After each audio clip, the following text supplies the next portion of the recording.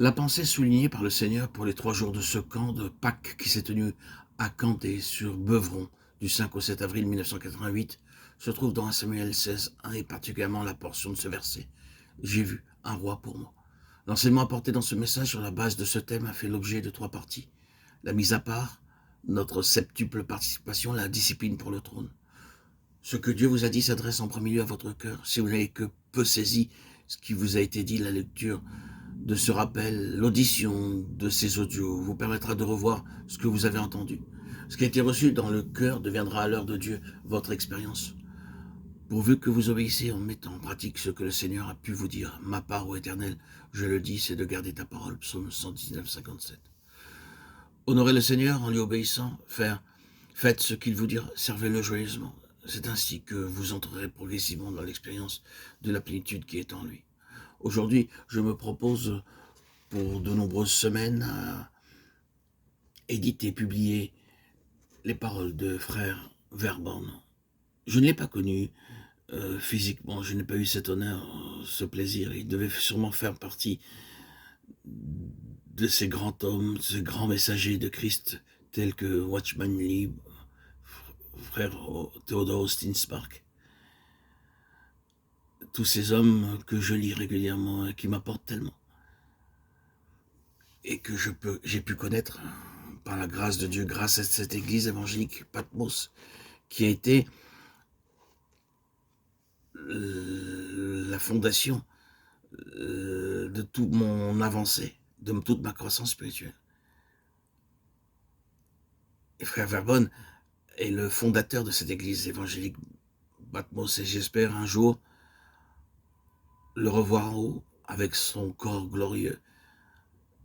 Et je suppose toute sa gentillesse, toute sa bonté, qui émane de tous ses écrits. Ça fait la 2e ou 3e fois que je lis ce fascicule de frère Verborn, et j'y prends tellement de plaisir. Donc je vais m'atteler à cette tâche de vous les publier en audio. J'ai vu un roi pour moi. Et avant de débuter, de développer ce thème, il est nécessaire de définir certains termes, à savoir celui d'enfant et celui de fils. Le mot enfant, selon son contexte, peut varier dans sa signification.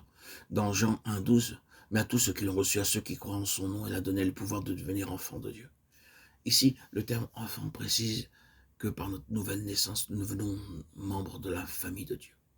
Dans 1 Corinthiens 3,1, pour moi, frère, ce n'est pas à des hommes spirituels que j'ai pu parler, mais comme à des enfants en Christ. Aussi dans Hébreux 5,13, or quiconque en est au lait n'a pas l'expérience de la parole de justice, car il est un enfant. Dans ces 2 passages, le terme enfant est synonyme d'immaturité spirituelle, d'infantilisme. Voyons le mot fils dans Romains 8,14, car tous ceux qui sont conduits par l'Esprit de Dieu sont fils de Dieu. Dans Galates 4,7, si tu es fils, tu es aussi héritier par la grâce de Dieu. Le terme fils exprime la maturité, l'état d'homme fait, Hébreux 5,14. Il y a eu une mise à part par notre nouvelle naissance. À la nouvelle naissance, notre esprit qui vient de recevoir la vie éternelle est à l'état latent et dans l'infantilisme. Cependant, cet état d'enfance ne doit avoir qu'une courte durée, car la volonté de Dieu concernant son intention est d'amener notre esprit à la maturité, afin que le croyant soit rendu capable d'assumer sa part dans le dessein de Dieu et de marcher dans la vocation. Cette maturité, cet état de fils est donc quelque chose que nous devons atteindre, quelque chose à laquelle nous devons parvenir. C'est en vue de cela que le Saint-Esprit est appelé l'esprit d'adoption, Romains 8,15.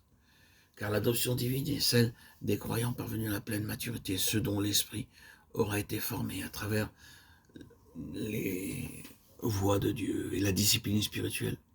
Ceci montre de façon évidente que toutes les activités de la vie, celles de Christ, sont dans l'esprit, appelé aussi l'homme intérieur, Éphésiens 3,16, 2 Corinthiens 4,16.